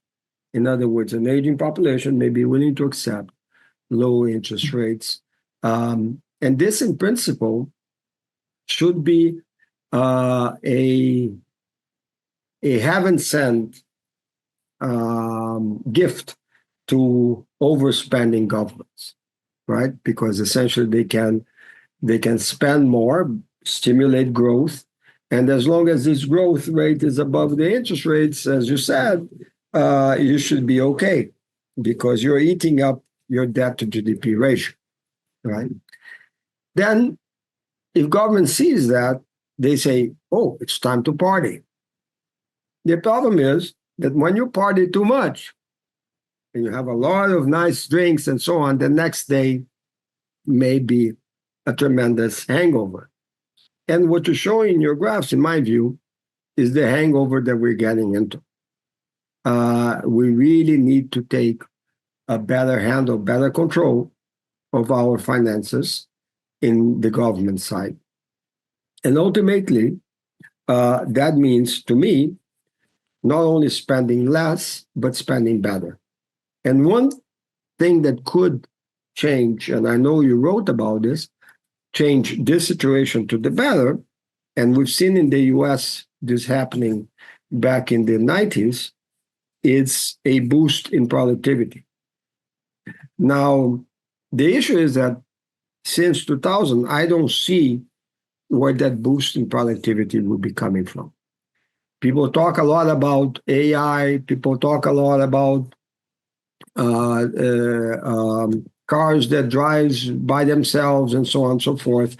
People talk a lot about renewable forms of energy. But does this have an actual big impact on productivity in the economy? This is yet to be seen. And if I look at the numbers on productivity, I don't see a trend, a clear trend of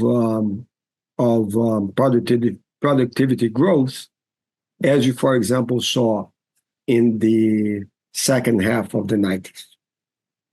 The last year in the GDP figure shows higher product, and it's a mystery. No one knows why. It makes sense if you're an old fogies like you and I'm including you in this, Dan.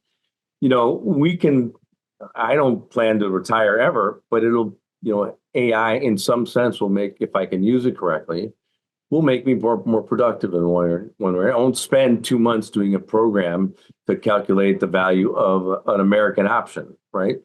It'll be much faster. But just to your point about real interest rates being below the real growth rate, doesn't happen.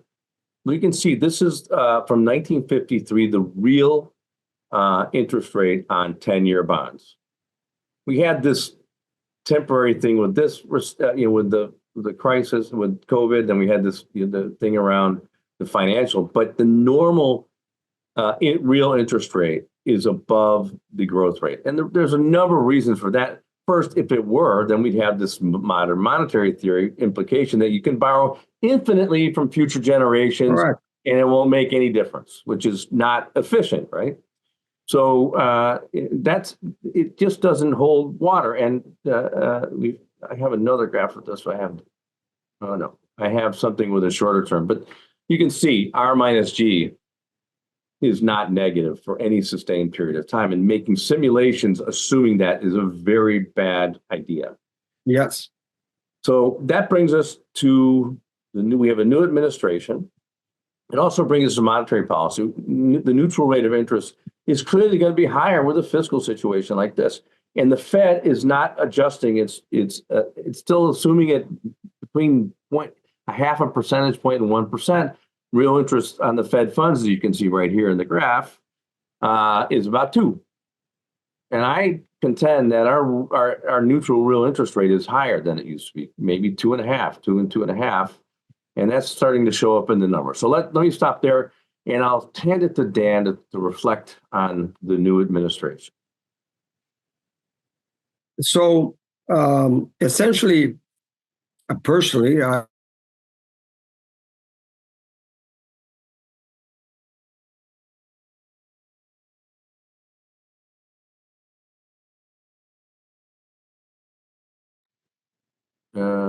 You're froze. Okay, sorry. there you're back. Yeah. Okay, you're back. So back in 2016, 2017, whatever it was, when the first Trump administration was voted into office, I was asked to write a short note to my previous employer of what I would think the administration in terms of economic policy would look like. And my main point was that for me, on the fiscal side, it should be similar.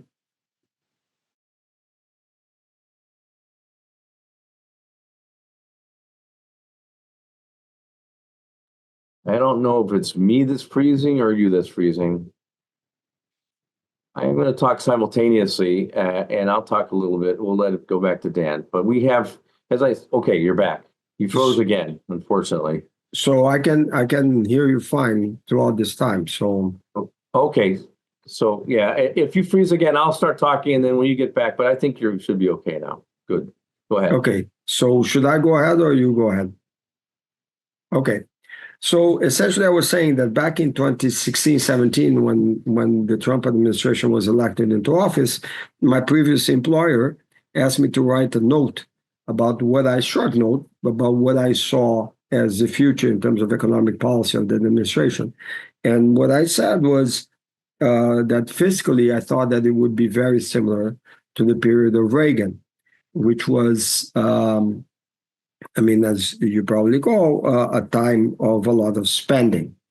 Now, fiscal spending. Now, my doubt would be on the trade side, because Reagan was always clearly a free market defender, which was great. And even though he could have commercials of Buy American, I don't remember having any major tariffs on imports from abroad. Now, this was a change, I think, that was brought with the Trump administration.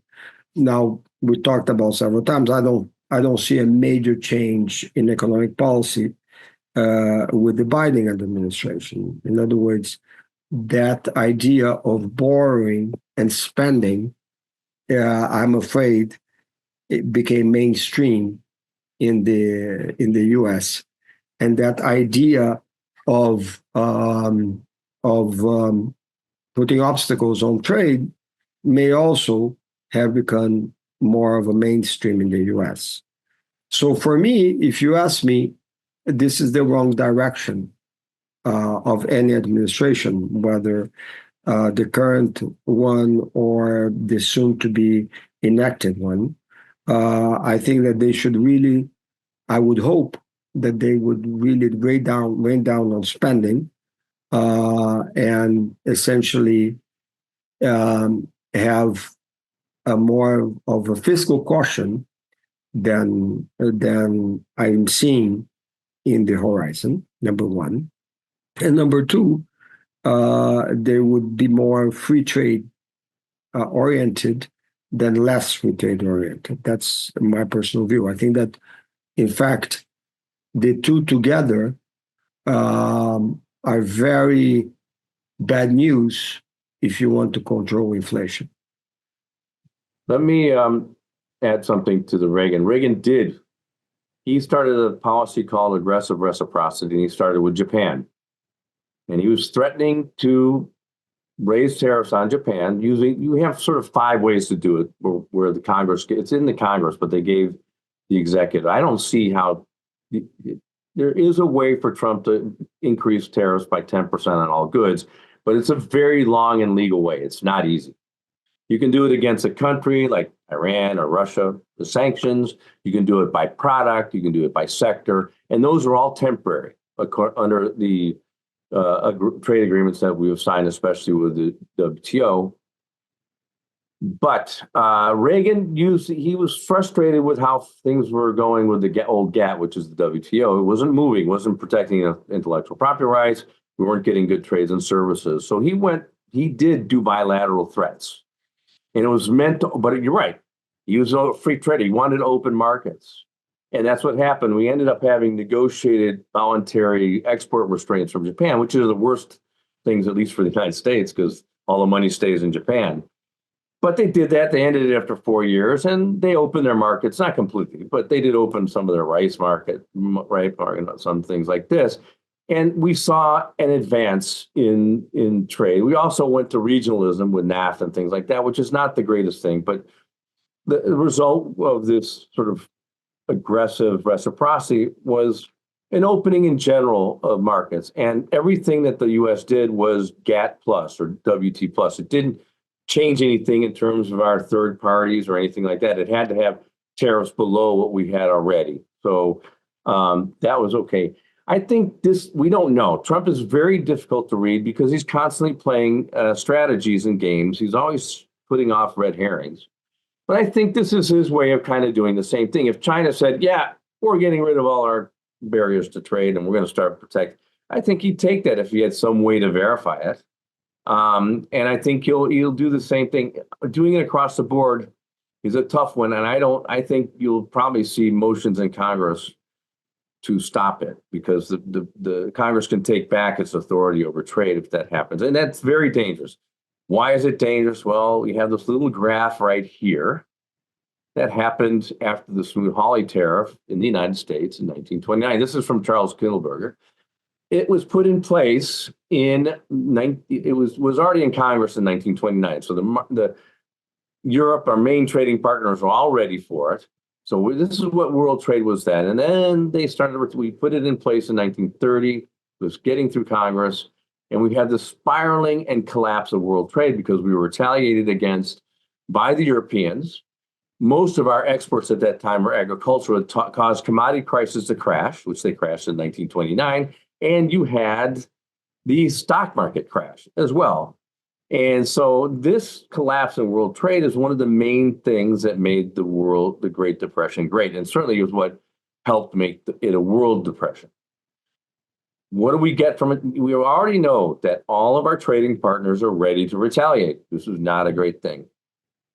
On the fiscal side, so again, we don't know. He just said we're going to keep Social Security, which clearly can't do. It's not sustainable. But he may, it's not something you want to bring up. You don't want to run a presidential campaign on Social Security. And he is saying he's going to cut expenditure, especially on the Inflation Reduction Act, which is really the Green New Deal. And I think that's where we're going to get cuts in expenditure because he's not going to call. So, these assumptions that I see all over the place that the fiscal situation with Trump is going to be worse than a continued Biden administration, I don't see it. We just saw the projections of the Biden administration. They don't look very good, right? And to maintain that size of deficits due to GDP, you have to have continuous increases in expenditure, which we've seen in every year of the Biden administration. That I don't think President Trump is a big fiscal hawk. At least he didn't show that in his first term.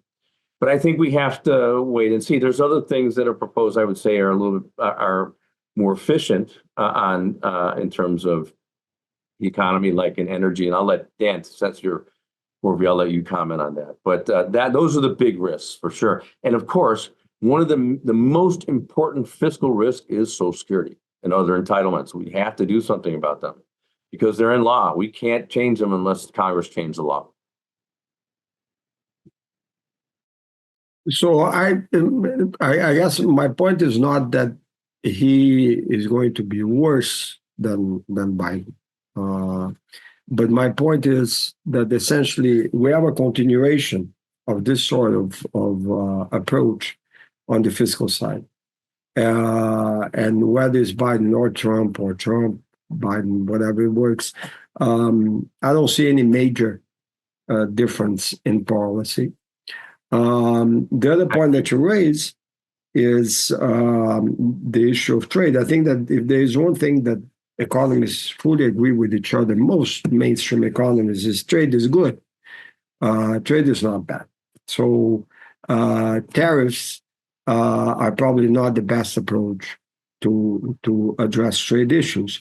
And I tend to agree with you that it's a lot of maybe it's a strategy of negotiations. But I go back to 1774 when Benjamin Franklin said that he knows of no country, no nation that had been made poor by trade.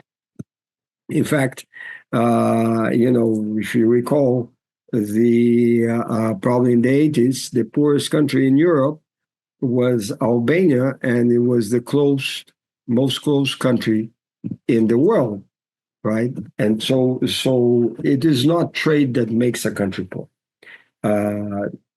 You are muted, John. I said Brazil would be the richest country in the world if protectionism worked. Correct. So, and Brazil, in fact, it's an excellent example. I mean, I was always an advocate for opening the economy, and I always heard innumerous arguments against. I mean, the most one that I hear and that I find it more fun is the infant industry argument, particularly regarding vehicles. And I raise that if vehicles in Brazil are infant, I am a baby, because the protections are older 100 years, right? than for me. So I get no protection, so I don't know why they should get protections. Okay. So I mean, there is numerous reasons why this makes no sense, and one of the probably the best arguments is that hey, that stifles competition. It doesn't stimulate competition, right. Which then stifles innovation. I mean, that for me, it's very clear. So I don't see technology transfer stops too, right? That's right. I don't see how this is actually going to be an improvement. On the question of energy, I tend to agree with you that this could be the big change between Trump and Biden, right? I mean, whether does he say drill, baby, drill, which maybe this has been decreased during Biden administration. Now, I think two things to think about this is one, there are some energies because of previous massive subsidies have become quite cheap, right? I mean, your solar story, your wind story, they became quite competitive nowadays. So I don't see why they should not remain competing in the market. There are issues, right? There are issues of batteries and how to store the energy and things like this. So I don't think that you can consider solar by itself. I think that oil definitely has been challenged in terms of an energy, and coal also has been challenged in terms of an energy provider in a economy in an unquestionable way. So you should have more diversification on your energy portfolio. But having said that, I go back to my first question, which is how does this actually improve productivity, which is the question that I have and which takes my sleep away in terms of us getting out of a fiscal impasse, right? where we have, as you mentioned, Social Security as the main problem. And unless you have significant productivity growth to eat up this debt, I don't see how. It's not going to be changing your energy policy that is going to help you there. And it might actually worsen the fiscal. Well, it certainly is now when you with these. Yeah, I don't have a feeling for that, but I'm afraid that this may just shift the type of spending rather than improve the spending. Exactly. I want to just take a note on trade that Trump in his first administration increased protectionism, and Biden didn't undo it. He actually made it more protectionist. So both on trade and on fiscal, they kind of seem the same way, Also, this week, hopefully, we'll learn who is the Treasury Secretary. And we have looks like two contenders have fallen out, which are the more protectionist guys. There's a former Fed governor, who would be a great choice, I think. But the other three are business people, and business people think of competition as killing your competition, right? Having less competition, having more protection for an industry, whereas an economist thinks of competition as of having a lot more producers, a lot more competition, and lower prices. So in any event, fiscal deficits cause a strengthening of the currency. And trade protection does the same thing. We're already seeing it. If you increase tariffs, that will cause a real appreciation, either by inflation on your non-tradable goods or nominal appreciation of the dollar. So I think we're looking at a strong dollar, for better or for worse. All these things, exchange rates, as we know, cut both ways. But that will undo some of the protectionism. We saw this in Brazil when Dilma and Cristina put tariffs right before the construction went on in stadiums for the Olympics and the World Cup on steel rods that you put to reinforce concrete, and it made the cost of these stadiums just hugely more. So, and the problem is, we see steel and aluminum; those were really good tariffs, right? No, they protect those. Both those industries have very few workers in them, and capital intensive. Yes, and so you had maybe 3,500. A St. Louis Fed study showed that maybe 3,500 jobs either created or protected.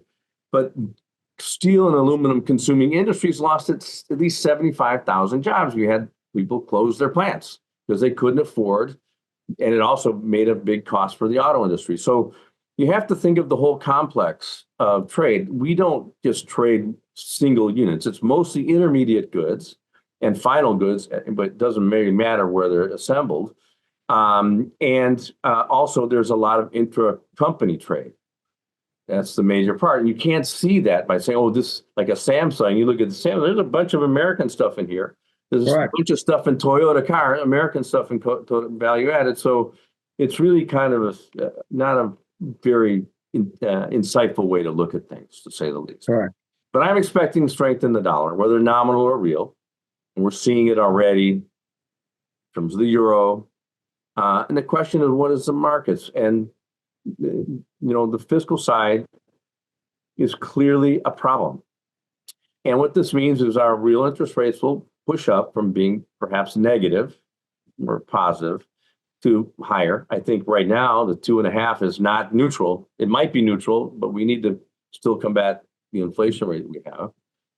So we're going, even despite the demographics, we're probably moving into a period of higher real interest rates because government savings is so high. It's wiping out whatever increase in savings we're getting domestically. And what does that mean for the stock market? Well, the stock market does well. It's a good hedge in inflation. And it's done extraordinarily well. We didn't really have high inflation compared to the late 70s and early 80s, but the stock market has done well. And we've had these mysterious productivity gains. Can it continue? That's a good question. I'll pose that to Dan, and then I'll give you my own answer. Go ahead, Dan. Look, my answer to this is what I tell my students. If I knew it, I would be owning Rollins. I would not be teaching Rollins, right? I'm still working. I personally, I don't see how this is going to change. But I think that we ought to go back to a period of sustained positive real interest in which less risky investments give you some sort of rate of return, of a positive rate of return. Otherwise, the incentive is to take more and more risks and basically pass the check, the bill, to future generations. This got to change because, as you said, this is totally unsustainable. And just as bad as our Social Security system is, I can name at least 10 that are worse than ours. France comes to mind. Sure. Bill comes to mind. And the other thing is this demographic change. And as you said, we have sort of a safety valve if we do immigration right. It seems like we're not doing it that right way right now. Is immigration, but think of China. China is aging at the speed of light. Mm-hmm. Their dependency ratios are almost equal to the United States right now, which is amazing. And they hadn't had babies for like how many decades? 50 decades? Mm-hmm. So if you're worried about China taking over the United States, there's a reason why they're investing so much in AI. Let me put it that way. You're going to have a lot of old Chinese. I'm not worried about it. And the problem is it's like Japan and fast forward. They don't have the same level of income. Their per capita income is now about $15,000. Ours is 60 something. Japan is 60 something. And I'm sorry, my son is trying to call me. And so they don't have the leisure to do that. So let me end on that. Do you have a final? I think we have a lot of work to do. The U.S. has time, not as much as it used to. We could have gone to a fully funded system 20 years ago, and we didn't. It was rejected by Congress. But we have some work to do, I'll have to say. And hopefully we won't concentrate on things that are not necessarily broke and concentrate on the things that are broke. So, John, a question to you before we end, because we had this hanging around. I fully agree with you, but are you buying crypto? Am I buying what? Crypto. No, we didn't talk about this, right? I don't buy stuff I don't understand. That's why I never bought gold.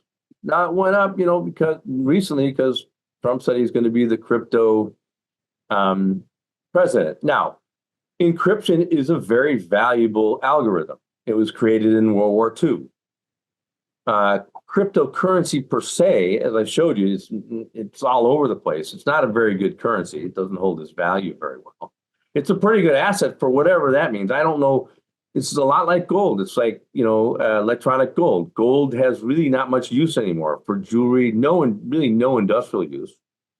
But it's very difficult to counterfeit. And okay, you don't earn interest on it. Crypto's kind of the same thing. If this encryption algorithm does what it's supposed to do, and that keeps other people from looking at it. So I don't invest in things I don't understand. I teach about it, but I still don't quite understand what is the intrinsic value of crypto, other than the cryptology. And it's done well because they created an ETF. If you want to buy crypto without buying crypto, you can buy the ETF, Bitcoin or whatever. We have about 8 cryptocurrencies, and the only thing that's good about it, like gold, is that it has limited supply. And we're getting close to on Bitcoin where they don't increase the number of Bitcoins anymore. Because what they did is they started out with a lot one year, and then the next year they were going to issue half of that. It's sort of like a half-life kind of thing. And I'm not sure we get anything over what we already have. Final thing is, what is this going to do if central banks issue their own crypto, and they also allow open banking? I see the complete destruction of banks. In my mind, banks will not be intermediaries anymore, and we'll lose that information flow for the rest of the markets that they depend so much on from the banks. And so I think it's highly problematic what we're seeing, especially when central banks are taking going to make their own cryptocurrencies. I think that's problematic. And why is that any different than what we already have? We have electronic payments and things like that. No, So but I'm John, still skeptical. I think that there is some nuances that we have to differentiate. I think that I fully agree with you that I'm skeptical as well. And my skepticism comes from the arguments that I heard about crypto is you raise one of them, with the exhaustibility, right? It's an exhaustible resource. But it's an exhaustible resource basically based on an algorithm or algorithms. So if I can break the algorithm, and I have heard throughout my life of many unbreakable algorithms that got broken, if I can break the algorithm, it doesn't become exhaustible anymore. It can be quite renewable. So the supply can increase quite a bit. So that's one argument that I don't buy. The second argument is that, well, essentially it gives people, in effect, the monetary policy control on their hands, which I also don't buy because, as we know, central banks have a monopoly of monetary policy, usually in the country, unless they choose a different currency, right? And there are few countries that have done that. So I don't see why central banks will be happily giving up their monopoly power on currency. Now, you raise central bank issuing cryptos. I think that the idea here is not for central banks to issue crypto in the same way that a cryptocurrency is issued, but the idea is to have digital currency. That's a completely different thing, right? You could have digital currency. You could have a digital version of the US dollar or of the Brazilian real without any issue and account for that in your money supply. I mean, that's not the trick. But how do you lend it?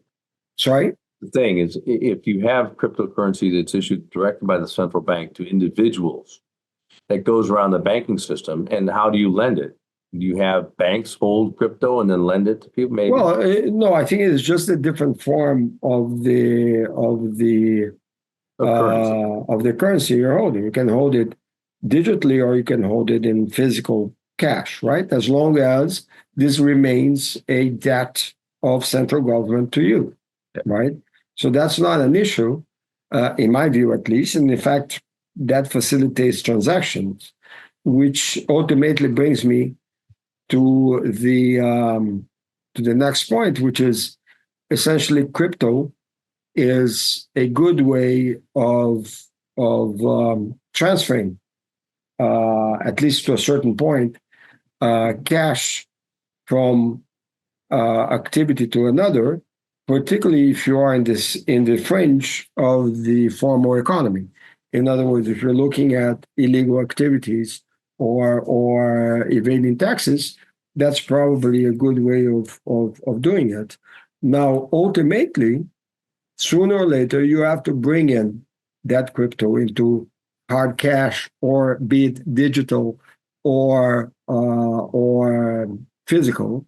You have to bring it in, right? And that's when you can ultimately get caught. And it shouldn't be very difficult to catch you. In fact, if countries want to increase their capacity of increasing tax revenues or tax collection, maybe a good way of doing it is subsidizing electronic transactions, either via credit card or other ways, right? Because you have a lot more, it's a lot easier for you to trace than cash. So overall, I tend to agree with you that crypto, I'm skeptical.